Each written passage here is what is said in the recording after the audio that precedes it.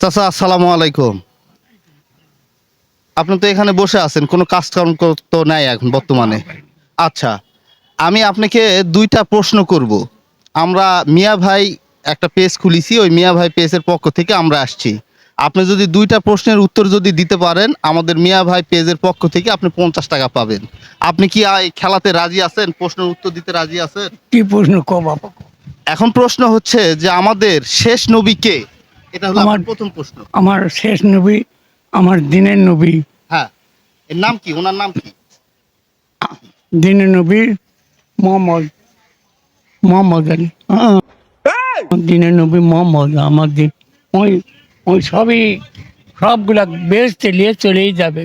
আচ্ছা, তা না হয় বুঝলাম, কিন্তু এই মুহাম্মদই শুধু, না আরো আগে পিছে আরো কিছু আছে?